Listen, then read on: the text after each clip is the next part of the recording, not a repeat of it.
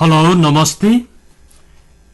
You are watching The Best Preparation, a YouTube channel for learning English language. Please don't forget to subscribe this channel, share this video to your friends, like and comment. Now, let's move on to today's topic. आजको टपिकमा in पो रहेछ आउँछ भन्नु आउन पनि सक्छ कतिलाई आउँदैन कतिलाई आउँछ तर इन मात्र होइन इनको सबै यस्तै चार्ट फेरि पाँचौं छैटौं स्लाइडमा गएर यस्तै खालको मिनिङको इन इयरसँग लाग्छ मन्थसँग लाग्छ भन्ने अर्कै तरिकाले अनि फेरि किन इन अ हरी हुन्छ किन इन द फ्युचर हुन्छ यस्तो कुराहरू सबै कुराहरू गरिनेछ र दोस्रो टपिक इभनको बारेमा पनि डिटेल रूपमा अध्ययन गरिने छ त्यसकारण यी दैनिक बोली चालीसँग जोडिएका शब्दहरूको प्रयोग सिकिन्छ कति कन्भर्सेसनमा कति सेन्टेन्सको रूपमा यसले नै अंग्रेजीको स्ट्रङ बेस बनाउँछ जुन स्ट्रङ बेस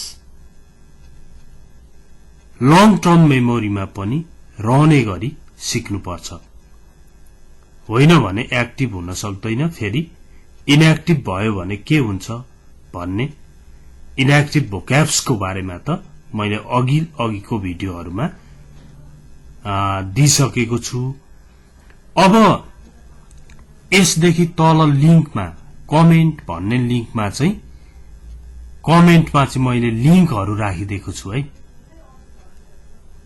है अब हेरौं इनको प्रयोग In a week, एक हप्तामा In a month, एक महिनामा In 2 years, 2 वर्षमा In 2 years, In 5 days, 5 दिनमा In 4 hours, 4 घण्टामा यसरी प्रयोग हुन्छ है अब In 5 days, in 4 hours, in 2 years, in a month, in a week. अब प्रयोग हेरौं यहाँनेरि इनको दुईटा प्रयोग छ दुईटै सेन्टेन्समा प्रयोग छ क्वेशनमा पनि आन्सरमा पनि uncle is Hari in his room कहिलेकाहीँ आइरहने हरिको साथी आयो अनि अंकल हरि उसको कोठामा छ uncle is Hari in his room यस्तो room in the kitchen in the bathroom in the bedroom in the store in the fridge यस्तो कुराहरू एकातिर छन् भने अर्कोतिर एक हप्तामा 2 वर्षमा भन्ने कुराहरू हुन्छन् अब यहाँ हेर्नु त अंकल हरि उसको कोठामा छ uncle is Hari in his room भनेर सोध्यो no he's gone to India He's gone to India means he has gone. He has gone to India like he's भयो. He's gone to India. He'll be back in a week. He'll be back. He will be back. He'll be back in a week. छैन ऊ India गएको छ ऊ एक हप्तामा फर्किन्छ फर्किनु फर्केर आउनु ऊ 1 हप्तामा फर्किने छ ओके छैन ऊ इन्डिया गएको छ ऊ 1 हप्तामा फर्किने छ he will be back he will be back लाई नै he'll be back in a week okay he has gone to India he'll be back in a week यसरी दिएको छ यो कन्भर्सेसन मजाले प्र्याक्टिस गर्नुहोला यहाँ हेर्नुहोस् त तपाईले बाइक रिपेयर गर्न दिनुभयो अनि यसो चियासिया खान जानुभयो र आएर सोध्नुभयो did you repair my bike तपाईले मेरो बाइक बनाउनु भयो त अथवा तपाई नभनी मेरो बाइक बनाउनु भयो त भनेर सोध्नुभयो I am repairing it. It'll be ready in 20 minutes. म बनाइरहेको छु यो 20 मिनेटमा तयार हुनेछ in 2 hours हुन्छ भने in 20 minutes पनि हुन्छ 20 मिनेटमा तयार हुने छ अझै बनाइरहेको छु I am still repairing it अझैसम्म पनि रिपेयर गरिरहेको छु it'll be ready in 20 minutes यो 20 मिनेटमा तयार हुने छ ओके नेक्स्ट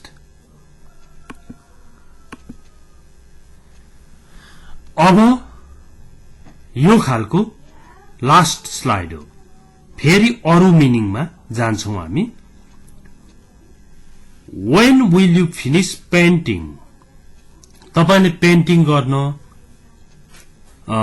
अनि त्यहाँबाट पार्टिसन गर्न कसैलाई दिनुभयो पेन्टिङ कहिले सक्नुहुन्छ पार्टिसन कहिले सक्नुहुन्छ भनेर सोध्दै हुनुहुन्छ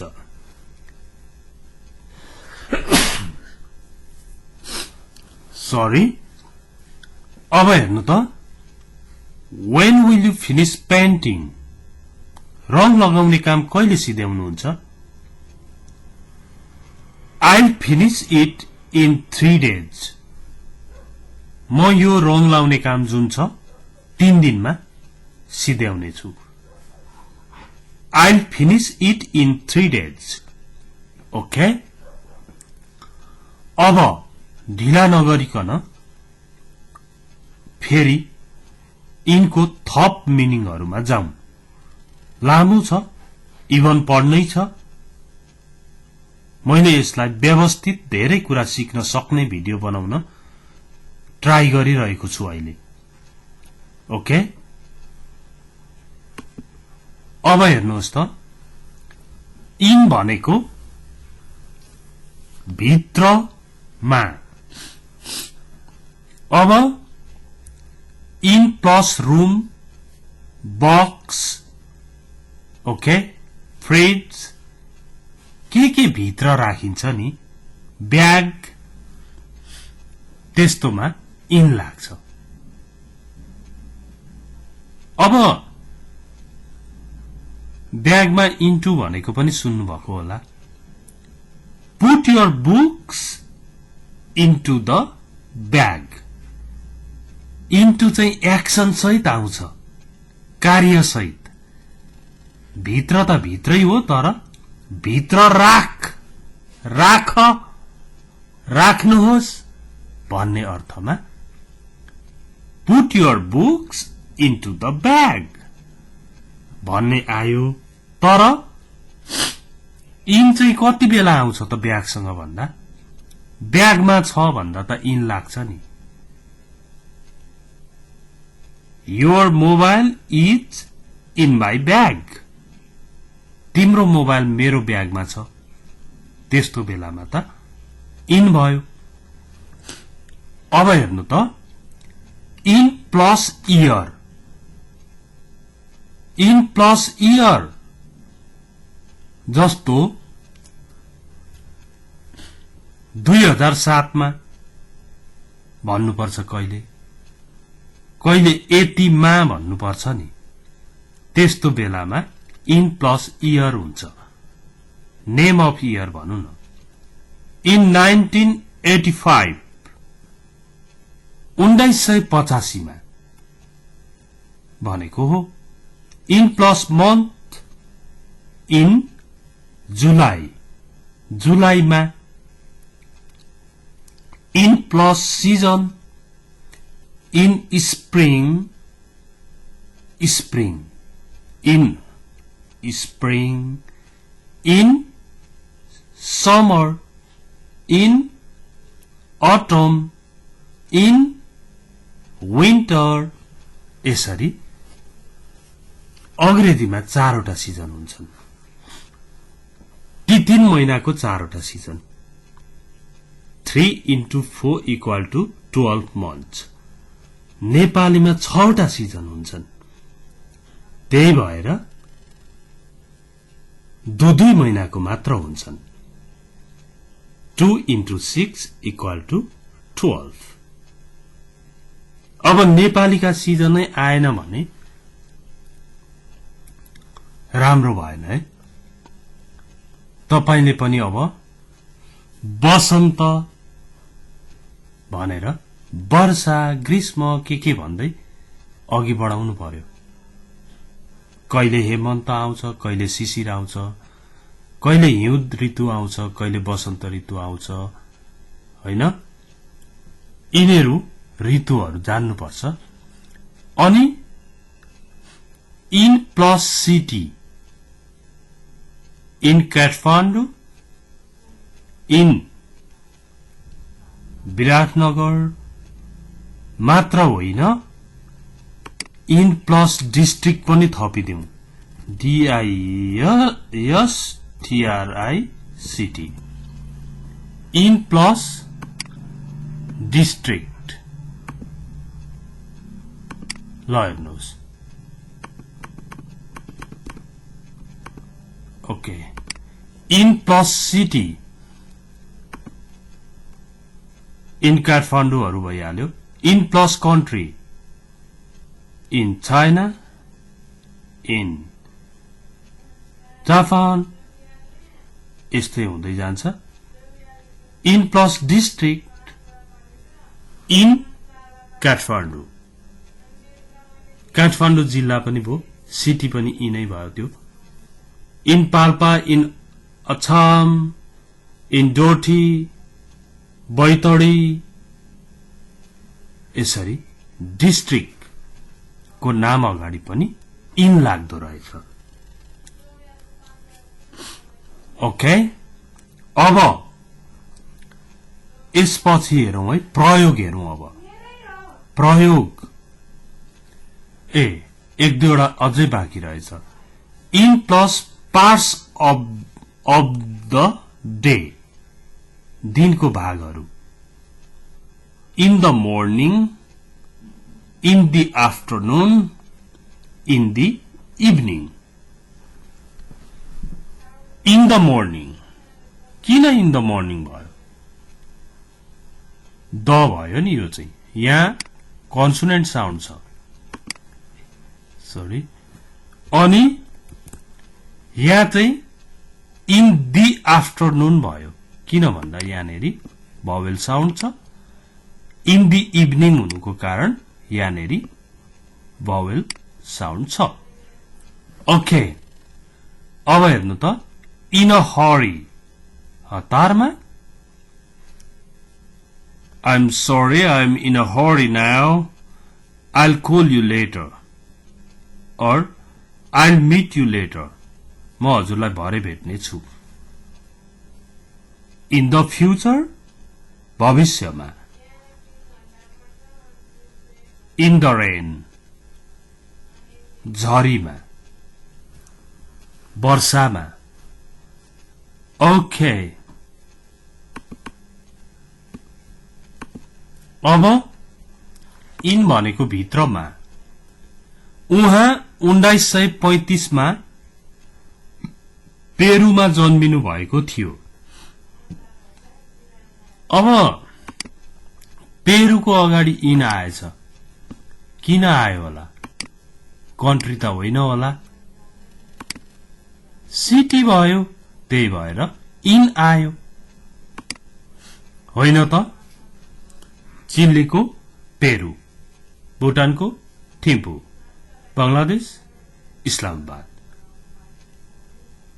श्रीलंका ढाका, इन्डिया न्यू दिल्ली, नेपाल काठमाडौँ।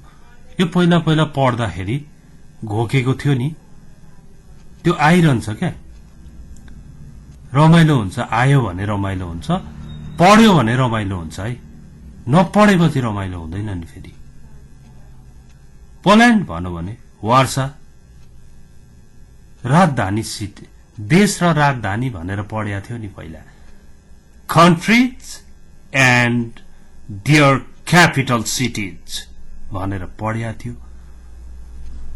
अब हेर्नु त, he was born in 1935 in Peru. यो 1935 को अगाडि इन आएको चाहिँ इयरको अगाडि इन आउने भएर हो। पेरुको अगाडि इन आएको चाहिँ सिटीको अगाडि इन आउने भएर हो।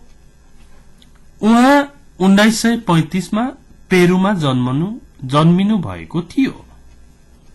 उहाँको जन्म 1935 मा पेरुमा भएको थियो। यस्तै गरी यो नेपालीको अंग्रेजी यही भयो है। यिनको कुरा अब हामीले सारै मजाले हेर्यौं। अब यो भन्दा बाहेक जस्तो तपाईले इन द बाथरूमहरु, इन द किचनहरु चाहिँ आफैले बुझ्नुहोस्। अब रिल्याक्स माइन्डले नयाँ टपिक पढ्न सुरु गरौं। इवन, इवन भनेको पनि धरी भन्ने अर्थ लाग्छ। ओके, अब इवन लगाएर धेरै मान्छेले मिठो गरी बोलिराखेको हुन्छन् र इवन चाहिन्छ पनि क्या, चाहिन्छ पनि। यो किन चाहिन्छ भने नि, तपाईले मेरो गाउँमा कुनै सुविधाहरू छैनन्, त्यहाँ एउटा स्वास्थ्य चौकीधरी छैन, त्यहाँ एउटा स्वास्थ्य चौकी पनि छैन क्या, कस्तो होला त मेरो गाउँ भनेर इवनको प्रयोग लाउनुभयो भने नेपालीमा चाहिँदो रहेछ नि त। तपाईहरु विकास निर्माण कहाँ गर्यौं, कति गर्यौं भनेर एकदमै विज्ञापन गरिराख्नु भएको छ। मेरो गाउँमा कुनै सुविधा छैन, त्यहाँ स्वास्थ्य चौकी पनि छैन, स्वास्थ्य चौकी धरी छैन, एटलिस्ट एउटा सिटामोल किन्ने ठाउँ त हुनु पर्यो नि भनेर एउटा स्वास्थ्य चौकी पनि छैन। हेर्नुहोस्, अनि के विकास गर्यौं भन्नुहुन्छ तपाईहरु भनेर चर्किनलाई पनि मजा हुन्छ। ओके, तपाईको बोलीमा दम दिन्छ इवनले। तपाईले there aren't any facilities in my village भनेर रोकिनुभयो भने त्यति तपाईपट्टि चासो देखाउँदैनन् मान्छेले। There aren't any facilities in my village. There isn't even a health post. त्यहाँ मेरो गाउँमा कुनै सुविधाहरू छैनन् भन्दा त अलि हल्कै भयो नि। त्यहाँ एउटा स्वास्थ्य चौकीधरी छैन भनिसकेपछि हो र छ बिचारा, स्वास्थ्य चौकीसम्म रहेन। एउटा कम्तीमा हात काटेर जाँदा सफा गरेर बेटाडिन लगाइदियोस्, कम्तीमा पनि यसो केही बाँधिदियोस्। हिलाले खुट्टा खायो, सबै खुट्टा छ्यान्द्रा बनायो, भनेर जाँदा बिटेक्सहरु केही झिकेर दियोस्, यो लाउनुहोस् हजुर हामीसँग यही छ भन्नुहोस्, जे छ दियोस् न, तर जाने ठाउँै छैन भने के हुन्छ? ओके, अब यो इंग्लिश सिक्ने क्रममा कहाँबाट त्यो आयो भन्दा चाहिँ यस्तो ठाउँ ठाउँमा थपिएका कुराले के हुन्छ भने तपाईलाई भोलि पर्सितिर पनि सम्झिँदाखेरि झ्वाट्ट इभनको सम्झना आउँछ। जसरी पनि यी कुरा थप्नुको कारण चाहिँ ती सिकाइराखेका शब्दहरू सम्झना आओस् है भनेर हो, होइन भने त इभन भनेको पनि धरी there aren't any facilities in my village, there isn't even a health post, मेरो गाउँमा कुनै सुविधाहरू छैनन्, त्यहाँ एउटा स्वास्थ्य चौकी पनि छैन भनेर छोडिदिँदा पनि हुन्छ नि। तर यसरी छलफल गरे जस्तो एउटा यो अब तरिका यस्तै बानी लाग्यो विद्यार्थीहरूसँग क्लास अगाडि उभिएर बोलिरहँदा, एक दिन होइन 20 वर्ष भन्दा बढी बोलिरहँदा लाग्यो बानी। अब लागेको बानी हो, यो बानीले तपाईहरुलाई फाइदै गर्छ होला भनेर बोलेको। इभन भनेको पनि धरी, they are very rich, they even have their own private jet, तिनीहरू धेरै धनी छन्, तिनीहरूको आफ्नै प्राइवेट जेट पनि छ। अब बुझ्नुहोस् है तपाई कतिका धनी रहेछन्, मजा पनि बोल्दाखेरि। तिनीहरू धेरै धनी छन्, तिनीहरूको आफ्नै प्राइवेट जेट धरी छ क्या, तिनीहरूको छतमा नि हेलिकप्टर ल्यान्डिङ गर्छन् क्या। अब मैले कति धनी छन् भन्नु नपर्ला नि भनेर भने जस्तै गरी देखो, हेर्नु त, दे आर भेरी रिच। तपाईले यति लेखेर कसैलाई दिनुभयो भने उले के बुझ्छ? तिनीहरू धनी छन् भन्ने बुझ्छ। तर यो सेन्टेन्स थप्नुभयो, they even have their own private jet, यति थप्नुभयो भने कति इन्फर्मेसन, कति बढी जानकारी त्यो पढ्ने मान्छेले पाउँछ अथवा सुन्ने मान्छेले पाउँछ। यस्ता कामहरू गर्छन् इभनले। इभन जस्तो एउटा उदाहरण दिउ न, तपाई त साह्रै बिजी हुनुहुन्छ क्या र, खै शनिबार आइतबार पनि घरमा देखिनुहुन्न भन्दा म सधैँ काममा जान्छु भनेर भन्नुभयो तपाईले। होइन, तपाई धेरै बिजी हुनुहुन्छ कि कहिले घरमा देखिनुहुन्न भन्दाखेरि म सधैँ काममा जान्छु भन्नुभयो तपाईले। सधैँ काममा जान्छु भनुन्जेल चाहिँ के बुझ्छ उसले भने शनिबार आइतबार त जाँदैन नि, अथवा नेपाल हो भने शनिबार त जाँदैन भन्ने बुझ्छ।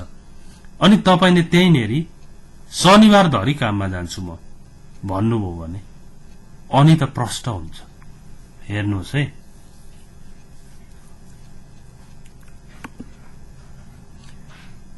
अहिले त्यो हेरौँला है।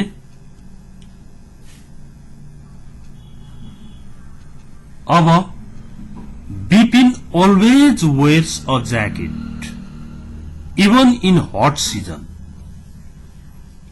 बिपिन सधैँ ज्याकेट लाउँछ, गर्मीमा त लाउँछ, अब के कुरा गर्नु। Even in hot season,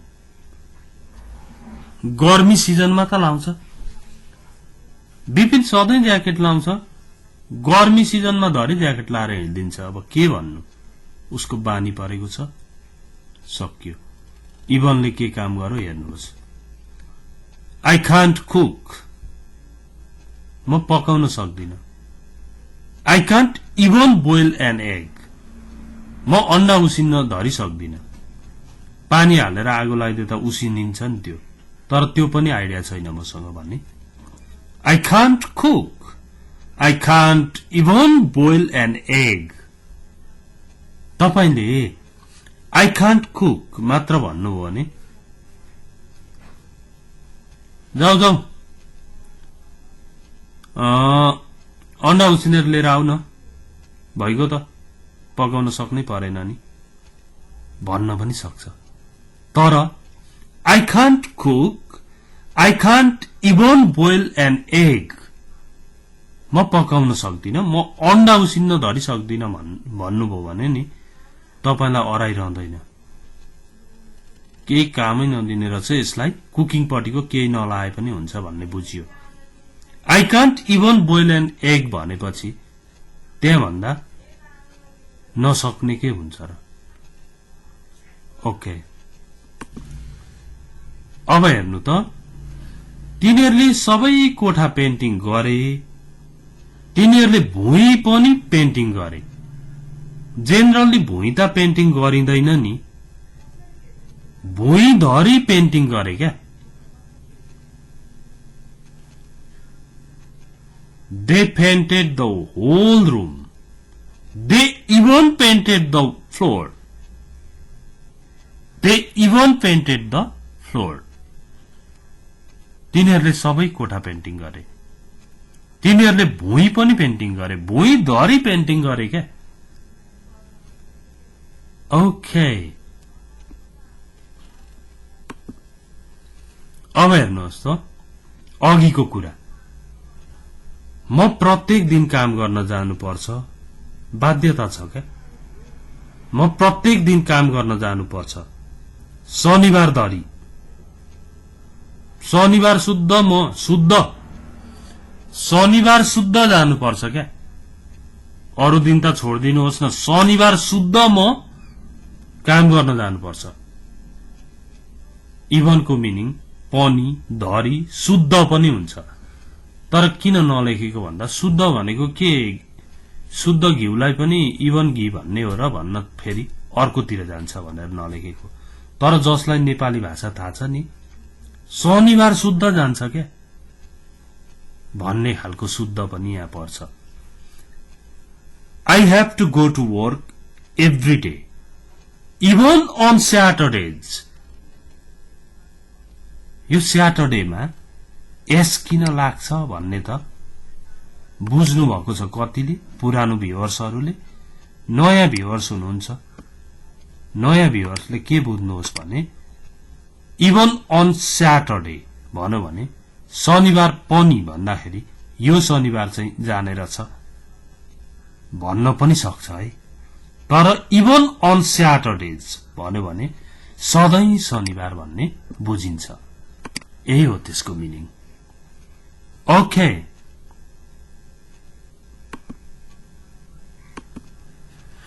homework translate into English. मैले 3 महिनामा मेरो अंग्रेजी सुधार गरेँ। सुधार गरेँ भनेको सुधार गर्यो, भिटु लाग्नु पर्यो। इम्प्रुभड, IMPROVED, इम्प्रुभड हुन्छ, आई इम्प्रुभड हुन्छ। त्यसपछि म भन्दिन। 3 महिनामा भन्दा महिनाको अगाडि के लाग्छ त्योहरू आज पढेको छ। अब यसरी विस्तृत रूपमा घरमै बसेर पढ्न पाइएको छ। लकडाउन भए पनि अंग्रेजी बनाइयो भने एउटा ठूलै समस्या समाधान हुन्छ। फेरि पछि नपढी हुँदैन, अहिले पढेन भने जहिले भए जान्नु त पर्छ भाषा। यस्तै पढ्ने अवसर अरूलाई पनि दिनको लागि हजुरले शेयर गरिदिनु होला। सब्स्क्राइब गर्नु भएको छैन भने सब्स्क्राइब गर्नु होला। Thanks for watching this video. See you tomorrow. Bye bye.